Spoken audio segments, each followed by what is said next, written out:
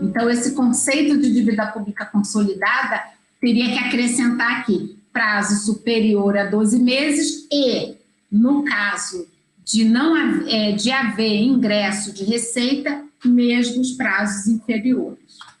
Aqui é um outro conceito também de operação de crédito que é muito importante, que são as proibições de um banco financiar o ente estatal controlador. O que significa isso, Luciene? No passado, o Estado de São Paulo se valia do Banespa para custear as suas despesas, o que a gente chama, na área econômica, de alavancar a política fiscal. Ou seja, dar um fôlego fictício àquele ente da federação num determinado ano para que ele pudesse fazer mais obras num ano eleitoral. E isso, embora, volto a dizer, a lei de responsabilidade fiscal não é uma lei eleitoral, mas ela é uma lei que olha para o comportamento humano em último ano de mandato. Será que seria igualitário um ex-prefeito, um prefeito ano passado, endividar o município todo para que ele tivesse uma capacidade maior de se reeleger ou fazer seu sucessor? Professora Luciene, posso te fazer uma pergunta nesse contexto? Pode. Por exemplo, tem estados que pagam servidores públicos hoje, atualmente, né? Mesmo depois da lei de responsabilidade fiscal, mesmo depois do impeachment da presidente da República, que para pagar os servidores públicos utiliza o banco estatal para recebimento de salário. Isso não se enquadraria dentro disso? E uma vez que se enquadra, por que isso não é impedido, já que é expressamente uma violação ao que está na lei? Eu não tenho dúvida que se enquadra nesse artigo 36, né? Há muito tempo, os entes da federação, alguns entes da federação, inclusive tem uns que estimulam o servidor a apanhar um empréstimo no banco no valor do salário, e o Estado paga, e ele não coloca isso no seu cômputo de operação de crédito, no demonstrativo da operação de crédito, nem da dívida. Se o Estado e o município faz isso com outro ente da federação, com outro banco, que não seja um banco controlado, aí o que tem que ver são outras regras, né? Se ele vai descumprir a regra de ouro, se descumprir, se vai ter autorização legislativa por maioria absoluta, como exige o 167.3 da Constituição. Enfim, tem vários aspectos. Agora, se é o Estado do Rio Grande do Sul, se é o Distrito Federal que tem seu próprio banco público, aí eu entendo sem nenhuma dúvida que se enquadra nesse artigo 36, tá certo? Por que não se faz nada? Aí a questão dos órgãos locais é que precisam atuar. A responsabilização, a verificação do cumprimento da lei de responsabilidade fiscal é competência do Tribunal de Contas local e é competência do Ministério Público Estadual, não é? O que, eventualmente, o Tesouro poderia fazer é um encaminhamento ao Ministério Público da ciência, porque operações de créditos, para serem realizadas, devem passar por uma autorização prévia do Ministério da Economia. É uma exigência do artigo 32 da LRF. Então, eu entendo que cabe aí ainda uma atuação externa do Senado Federal e também do Tesouro Nacional. Olhando para isso, né, vendo reportagens sobre isso, instaurar um procedimento, apurar e deveria encaminhar ao Ministério Público, porque, inclusive, essa é uma situação tipificada que pode ser enquadrada como crime contra as finanças públicas com dispositivo específico no Código Penal. Nesse caso, o encaminhamento ao Ministério Público de Contas ou ao Ministério Público do Estado ou a ambos? É possível dar ciência, né, um cidadão, ao Ministério Público de Contas para que ele, por exemplo, represente ao Tribunal de Contas e ao Ministério Público Estadual. É possível fazer a ambos, porque as ações são concorrentes. Aqui você tem tanto o Tribunal de Contas atuando, no caso das pedaladas fiscais. O Tribunal de Contas da União atuou a partir de uma representação do Ministério Público, mas é importante registrar, quem deu a ciência ao Ministério Público de Contas foi uma associação da sociedade civil. Então, a gente vê aí que identificou as primeiras operações. Então, é muito importante o controle social, fomentar o controle social é algo muito importante para o controle, né? E depois foi encaminhado ao Ministério Público Federal também, e porque as esferas de responsabilização são múltiplas, não é? Inclusive, o crime de responsabilidade, ele se processa, não é nem na Justiça, é no Senado Federal. Então, você tem várias instâncias de responsabilização. Tá? Aqui é um caso mas o banco estatal que paga o salário do funcionário e depois recebe do Estado, ele está financiando esse ente, ele está infringindo. Aqui eu quero contar um caso, porque eu fiz a análise do parecer prévio da Presidente da República em 2015 e foi feito um relatório preliminar e foi feita a oitiva e o advogado-geral da União, ele veio e fez a defesa da Presidente da República. E eu fiquei incumbida de fazer a análise da defesa da Presidente da República. E, numa passagem, ele acusou o Tribunal de Contas da União de também incorrer nas pedaladas. E quando eu li aquilo, eu confesso que eu gelei. Eu falei, eu não acredito que o Tribunal de Contas da União vai me dar esse trabalho e ele me desmobilizaria, obviamente, porque é o ônus de você ser controle. Quem é controle tem que andar na linha.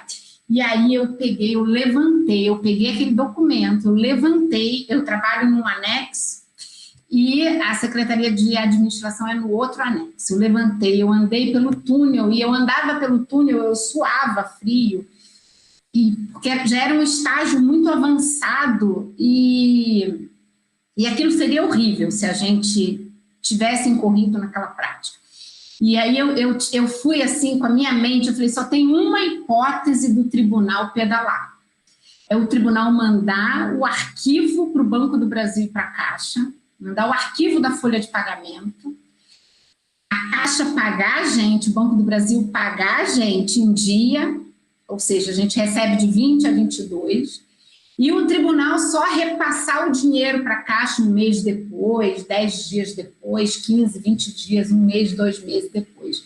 Eu falei, se isso acontecer assim, vai ser muito ruim, né? Mas eu ia enfrentar o Tribunal de Contas também. É um dissabor, é cortar na carne, mas eu não posso ter medo de fazer isso.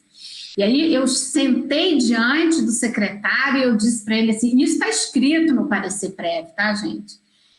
Eu sentei diante dele, me explica, porque nessas horas não adianta perguntar para quem está lá na administração, você está pedalando, você cumpre o 36 da LRF, que talvez não tenha muita noção. Então, eu tenho que saber o fenômeno e decodificar dentro do dispositivo.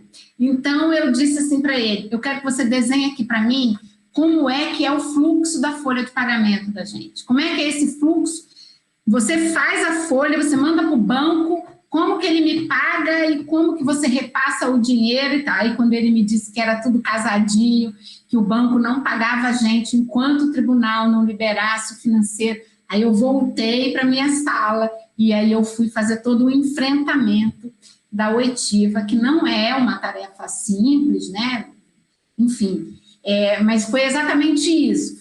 Era a única forma do TCU pedalar, na minha visão, né? Era onde teria um ponto de risco, que eu tinha que... E aí eu levantei da minha sala, eu fui à Secretaria de Administração para analisar os fatos. Eu falei, então você me dá todos os documentos que eu vou botar isso no processo. E aí eu coloquei e documentei, isso está documentado no parecer prévio. Então é isso, tá?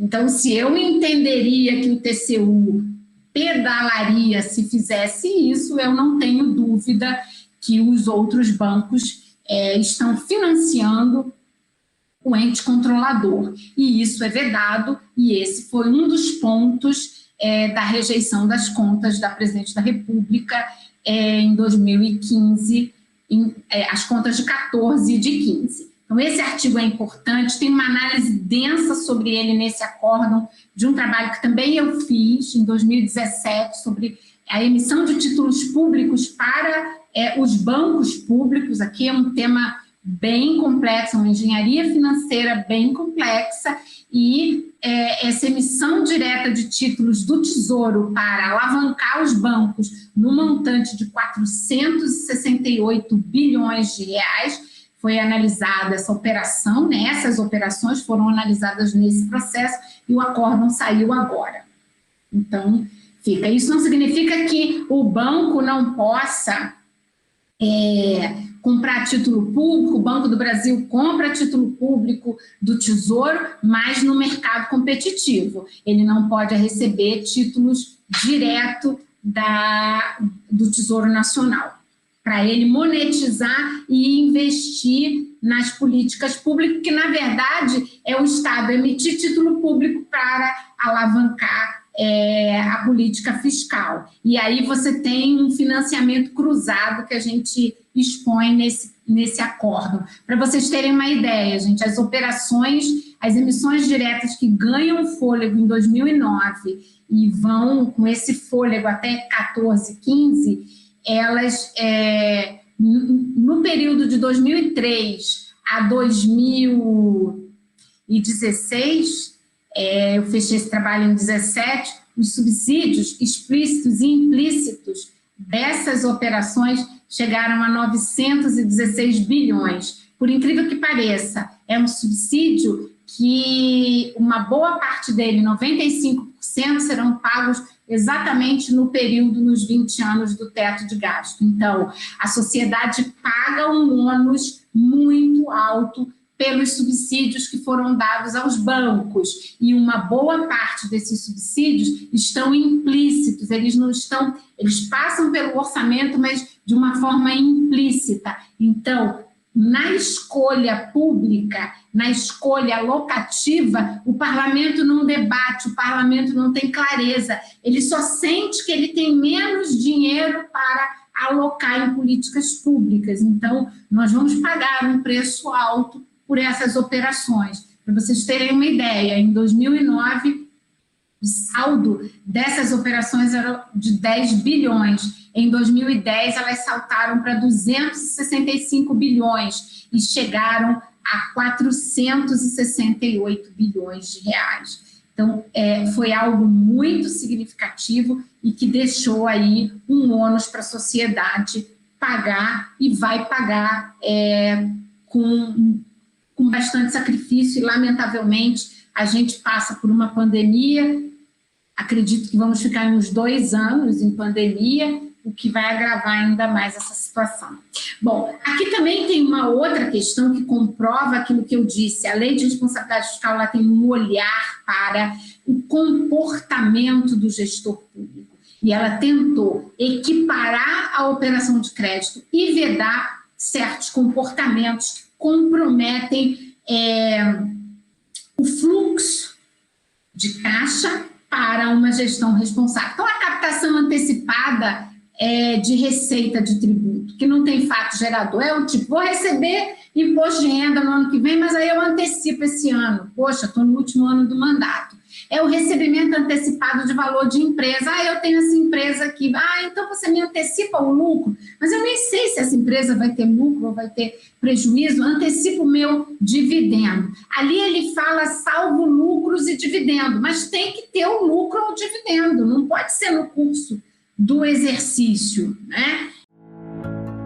Você está gostando desse episódio? Então fica conosco e assiste o próximo bloco. Aproveita, assina o nosso canal, aciona o sininho e você será notificado de todos os outros episódios.